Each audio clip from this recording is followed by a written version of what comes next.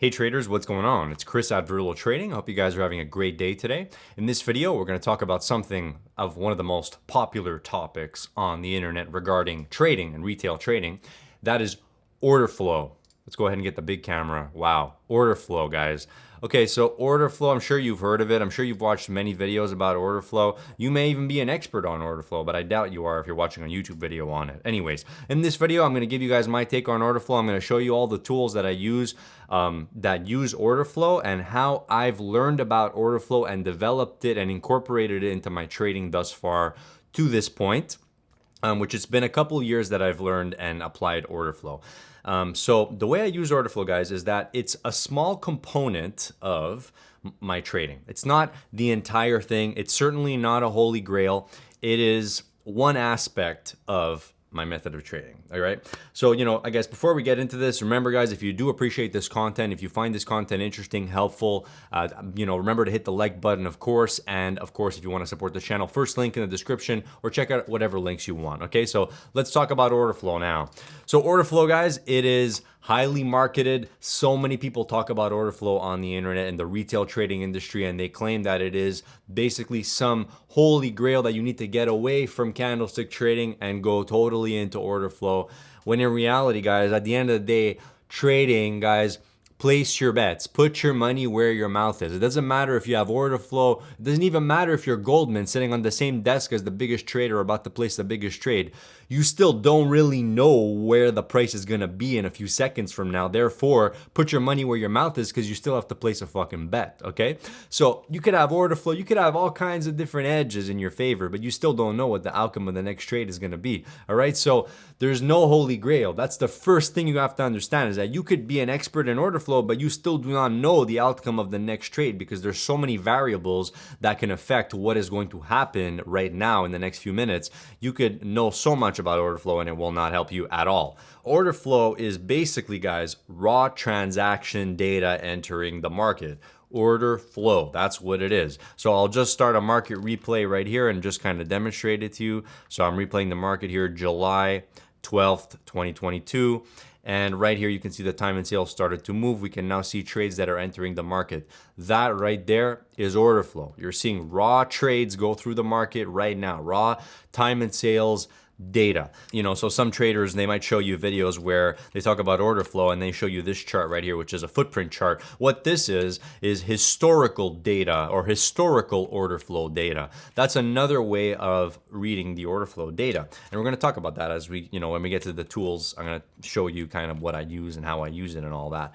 But let's just discuss the basics of order flow, which is, basically it's the transaction data entering into the market. So you have, people that are willing to buy here on the bids. You have people that are willing to sell here on the offers. And then you have trades, that are all getting recorded on the time and sales. And by the way, in the two middle columns right here, what you are seeing is a more readable version of what is going through on the time and sales, right? Because a human, can't really keep up with the amount of trades that go through, unless you have a ticker tape that's the size of, your entire ceiling. But, basically this was invented. This is basically what is called the current trades or the recent traded volume, where, if the trades go through on the bid, they appear in the left side column. If the trades go through on the offer, they appear on the right side column. Okay.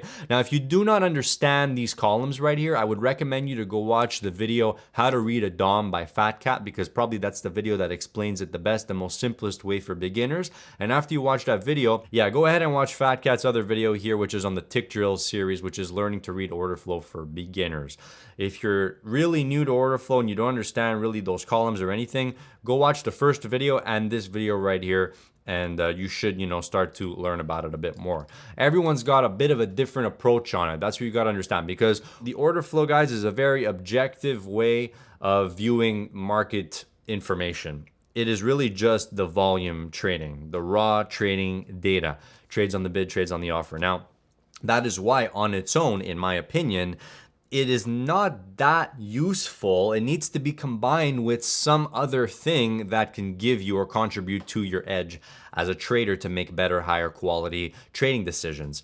And for me, the thing that it goes best with, order flow goes best with price action, in my opinion. So I come from the background of price action and order flow. I'm really a fan of, reading price action. And price action is basically, when the price goes up, when the price goes down, the price ranges, how long does it take for a price to move, what is the price doing, how is it moving, the volatility of the price action. Price action combined with order flow now starts to paint a lot more of a clearer picture, right? So price action on its own also gives a lot of detail. Just, analyzing price ranges, market structures, the average amount of market volatility, when the volatility expands, when it contracts. When you add order flow to price action, you can really start to give yourself a clear picture of what is going on in your marketplace, right? And remember, guys, everything I'm telling you here is my own interpretation of all of this. It's subject to argument. If you guys want to argue, go ahead in the comments. I don't really mind. It's, we're here to learn at the end of the day. I happen to enjoy explaining some of this stuff, and I feel like people appreciate when I take the time to explain certain things that, I might be using in my trading, or, certain things that I understand about the markets that I've learned over a long period of time of looking at the markets. So really the point of this video is just to help newer traders, right? There's no marketing here. I'm not trying to tell you what's best, what's not good, what you should use, what you shouldn't use. All trading is risky. At the end of the day, remember, you have to put your money where your mouth is, and you have to place your bets. At the end of the day, it doesn't matter what order flow you're looking at, place your bets, and that's it. So that's the way I see it. So order flow combined with price action, in my opinion, is good. And you can also combine it with whatever other tools you use, right? But remember, the more variables you have in your trading, the more complicated it's going to be, because the more things you have to kind of control. The way I always think of it is, the bigger your symphony orchestra is, the more responsibility you have to manage the frequencies that are in that orchestra. So of course, the same is true for a trading strategy. The more variables you have, the more complicated it's going to be to, figure out what's helping, what's not, when you should apply certain things and when you shouldn't, right? Okay, so we'll keep it simple. Let's talk about some of the tools that I use. So as you can see right here on the chart, there are the current traded or recent traded bid volume and ask volume columns.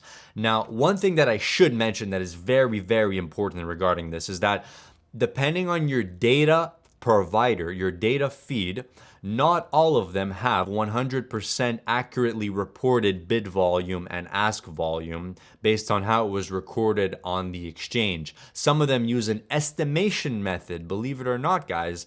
And that's really where I'm blown away. When I see people doing videos about order flow and they don't discuss this one simple thing, they talk about, okay, there's aggressive sellers here, there's aggressive buyers here, but in reality, the data feed they're using doesn't even have 100% accurate bid volume and ask volume. So they don't even know if all of these are actually aggressive sellers or aggressive buyers. So you definitely want to use a good freaking data feed. Now, again, you can do comparisons and all that, but whatever, Sierra chart, they claim on their Denali Exchange data feed technical information, this is the data feed that they provide, they say it right here that it is 100% accurate bid volume and ask volume based upon the exchange identification of the aggressor in the trade. There is no other data feed that Sierra Chart supports that has this 100% accurate. Even IQ feed, which is a highly expensive data feed, uses an estimation method. And this is coming from the engineers of Sierra Chart, and these guys don't mess around, okay?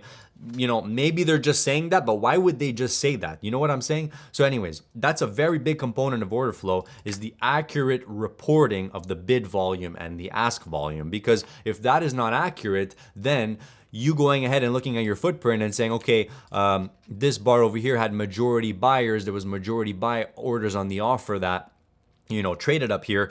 That has no significance if your data feed is not even really 100% accurate regarding to the bid volume and ask volume. So how are you going to do bid volume, ask volume analysis if it's not accurate? That's the number one thing. Okay, so this is the first tool that I use for order flow when I'm reading the market with my own eyes in real time. Of course, you can develop algorithms that interpret the time and sales data.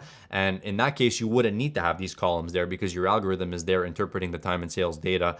It doesn't have to see, the trades going through. But really this right here, the current traded bid and ask volume columns, these were developed to help manual traders read the real-time time and sales data without having to follow the tape going up and down their screen like a freaking cheetah, right? It's so freaking fast.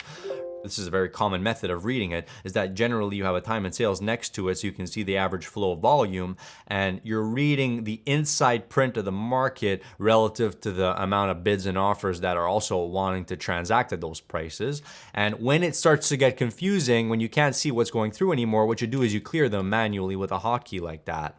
Right, so you can see, okay, the sellers are hitting there, then the offers are hitting, then the offers lifted. Now the offers are trading here at 72.25. Then the offers lift again. Now we're trading 73s, bid at 73s, trying to stay bid. Then the bid pulls there, and then we go down to 72s. We hear some sellers, and now it's starting to get confusing. I'll clear them out, right? So that's sort of the example of real time, reading that real time order flow. So there we go. You have that iceberg refreshing at 72.25. Some people sometimes they ask, how do you detect an iceberg on the DOM? This is a pretty good question, and it's pretty easy to detect them. So look at, the amount of traders that want to trade on the bid and the ask. If you only see like say 20 contracts, and then all of a sudden you see 100 hit the bid and there's still 20 more on the bid there, it means that there was a hidden refreshing order there. That's an iceberg right there. So you might have seen it earlier in the video at 72.25 when they traded, and then they obviously pulled it down. So let's keep watching here, and I'll do one more example. So now we're offered here at 71.50. They're trading on the offer, and they keep, trying to hit into that offer. Okay, then we're hitting 71s, bid, it refreshes. I'll clear them out, it's getting a little confusing.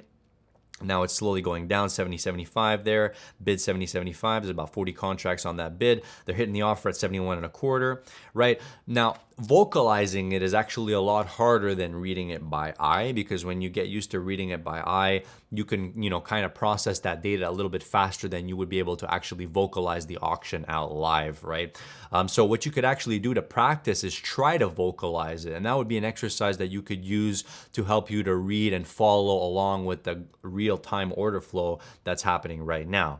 So again, if you go ahead and watch Fat Cat's video on how to do the tick drills, maybe you can combine that with this sort of vocal exercise that you can try to vocalize the live auction. So right now we've been sitting here, sitting between 70, 75 and about 71.25 offered. And now I'm going to refresh the current trades there. We see aggressive sellers at 70, 75 and the bids pulled away. Now we're at 70.5 offered here, more or less. And it's kind of just tweaking back and forth here. Right? So it's going back and forth there. 70, 75 offers are trading. Now we're bid at 70.5. Then we see a big flush of a lot of sell orders. Now, if you didn't see this current traded columns here, you would not have caught that on tape because it went by so fast. So that's an example of how the current traded columns are useful, because you can't always see all the trades going through on the time and sale. So now when the market has moved down, now we're all the way down here at 68, now 67.5, and it's pulling down. Now we see some traders try to hit the offer at 68.25 and it goes right back down. I'll refresh the current trades. And there we go. Now the offers lift back there, 68.5. Now we're trying to stay bid there, 68.5. There we go. Offers are pulling. Offers are pulling. Now we're offered at 69. You see traders going through at 69. And now the seller hits it right back. Now we're trying to stay bid at 69. Will it stay bid at 69? Traders are selling it. And now we're offered at 69. So we see a bit of two-way action there, right? And now it's 68.5, right? So this is going to bring us to our next point right here. And I'm sure you can clearly see right away, or you start to already think of this one thing. You're asking yourself this question: well, how much of this information is just noise and how much of it is actually going to help you make better trade decisions, right? That's a great question, actually. In reality, all of it is noise until you can make sense of it or apply it in some kind of a methodical way that helps you to trade in a better location, manage your risk in some way, or basically, improve your decision-making process in one way or another, right? So if you do not, understand how looking at real-time transaction data is going to be helping you to make better trade decisions or to manage your risk in some way, then of course, this information is absolutely fucking useless. Let nobody on the internet tell you that order flow is a holy grail until you can understand exactly how it is helpful to your unique way of trading. Okay, so the current traded columns here are basically, your time and sales data. And how helpful is the time and sales data in reading the real time? Well, it's only as helpful as it is relative to what you're trying to do in the marketplace. I can give an example, but you can kind of understand, right? So if you're trading based on price action, let's say you're looking for mean reversion. Let's say, for example, that particular day is, there's a lot of back and forth action. You can kind of use the order flow sometimes as like a tipping signal that will tip you off to say, okay, these traders are getting aggressive at this point, but they're unable to move it.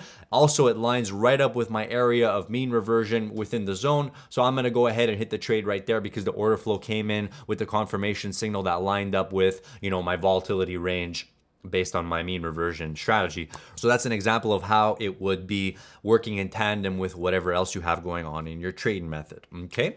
Right, so let's go on and look at different ways of viewing this time and sales data. So for the next example right here, we're going to use the footprint chart, and we're gonna use the what are called the numbers, bars, calculated values, which are basically ways to see historical time and sales data. And let's take a look at that now. So what I'm gonna do is actually pause this market replay, and I'm gonna go ahead and stop the market replay on that chart. And I'm going to replay two chart books simultaneously on Sierra chart, because this footprint as well as this numbers, bars, calculated value at the bottom of my screen are coming from the second chart book. So I'm going to replay the main instance and the second instance at the same time. So let's go ahead and do that. I'll just make sure they're set to play at the same exact time. And I'm going to play back the market on half speed. So I'll select play on both of them.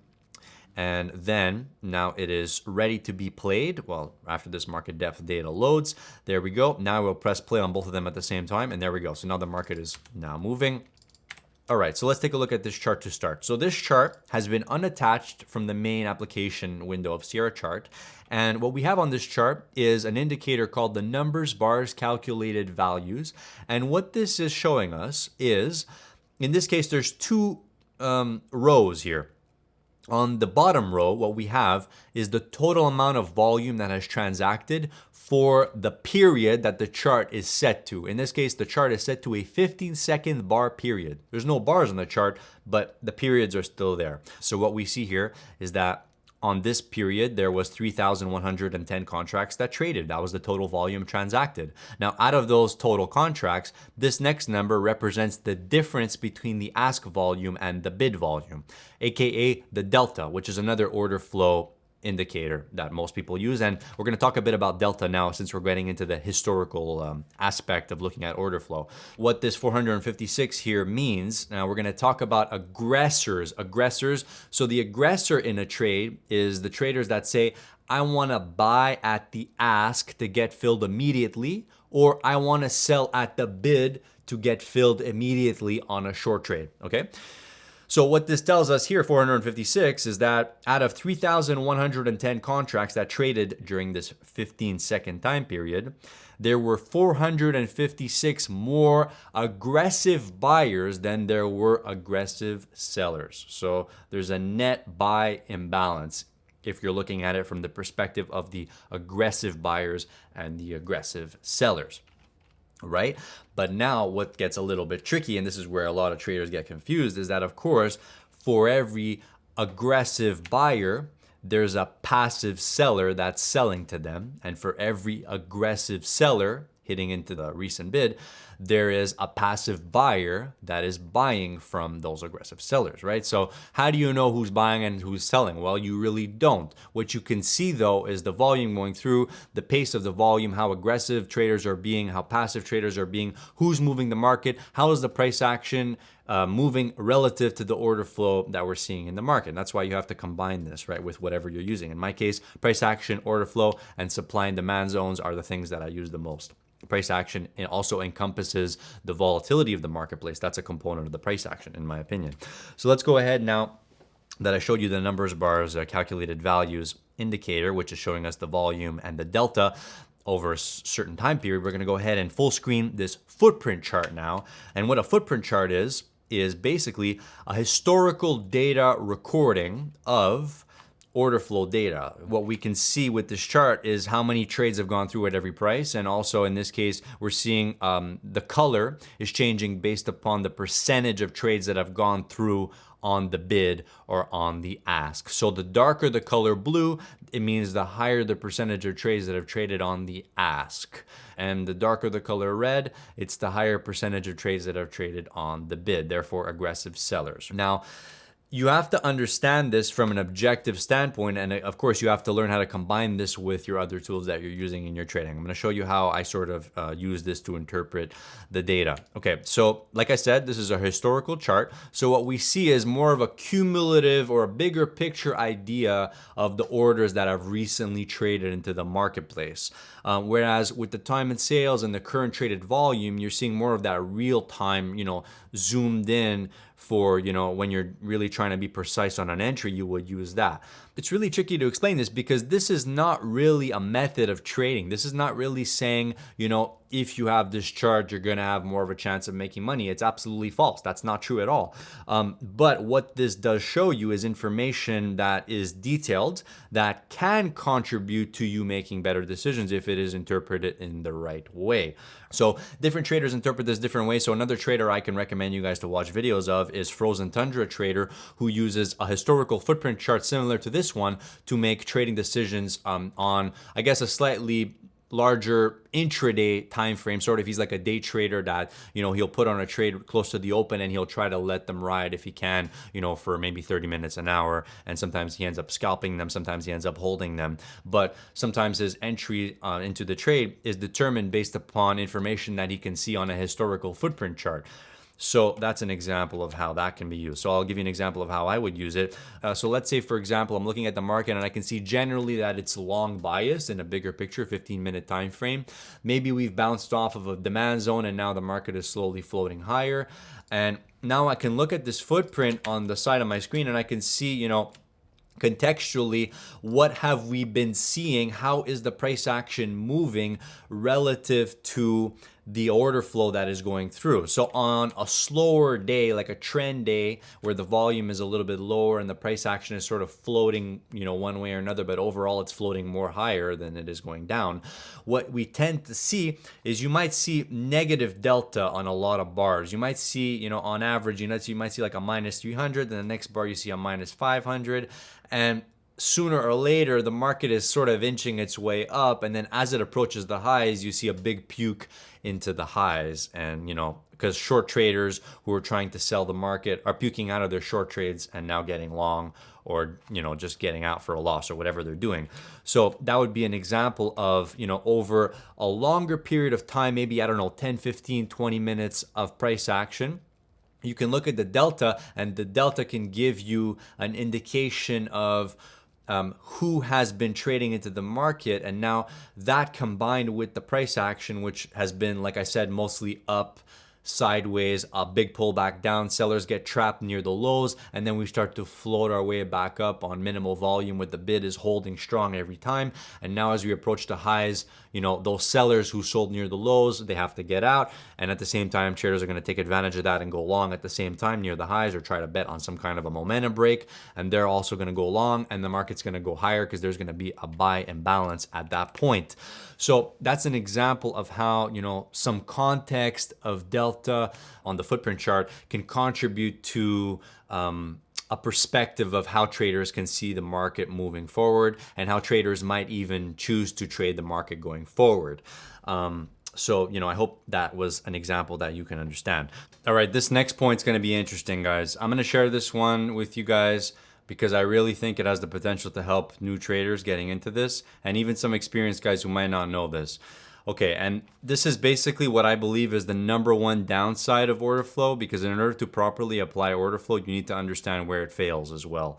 Order flow, in my opinion, does not work for all markets. And the reason for that is because there's a large percentage of markets out there that are held together, like 95%, with what we call arbitrage orders, which are basically market makers or institutions that are employed by the exchange to provide bids and offers there for those products. And these market makers are delta hedging themselves on those trades in the case that they get filled and whatever. Basically, in those markets, there is a very low amount of transactions going through relative to the orders that are being displayed on the book. And sometimes there's not even a lot of orders being displayed on the book. Okay, so that's the first thing, is that I believe that really order flow cannot be applied to all markets. It needs to be applied to markets that are transacting a high amount of dollar volume, where there's a lot of participation, retail trader participation, institutional participation. Do not try to apply order flow. Do not try to read and understand and make sense of order flow on markets that are really thin and that are really not doing a lot of volume. And not doing a lot of volume basically means there's not a lot of interest in that market. There's not a high retail participation potentially. Or like I said, maybe that market is being held together entirely with arbitrage. There might even be entire country markets that are held together with arbitrage. Like, for example, why do you think every time the US markets are closed, a lot of other markets don't really even move? I mean, sometimes I think about that. And then the second thing is very important is that, for example, let's talk about the S&P 500 E-mini futures, which are basically probably the #1 highest volume traded futures contract out there in the US, that is, I guess.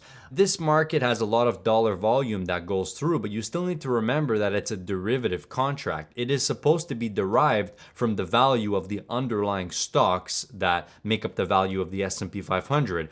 So even if you're seeing, traders that want to bid and that want to offer, you're still not really seeing the total picture of the actual supply and demand in that marketplace. And that's something that I think you really need to understand, is that, it's a derivative contract, and this will apply even more. That the more thinly traded the product is, that's why some people sometimes ask, can you apply it to options trading, for example? And the answer is yes, you can, but the more thinly traded it is, the more, sparse that dollar volume is going to be, and you're not really going to be able to get an accurate representation of the actual, intent to buy and sell from traders all over the world, because you're not seeing a whole picture of the dollar volume there. And even on the ES futures, you're probably not seeing, even close to the total amount of dollar volume that's actually going through on all of the stocks in the S&P 500.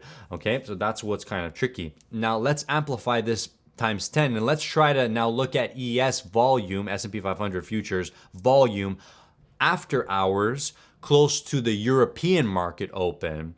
At this point, guys, you need to be looking at the European futures contract, because the majority of dollar volume is going in there. It's not hitting into the ES. Do not try to read order flow on the ES contract when the Eurex market opens, because there's a high probability that the majority of the dollar volume that's going to be moving the stock market around is going to be going into the Eurex contract. What I'm saying is follow the money, follow the dollar volume.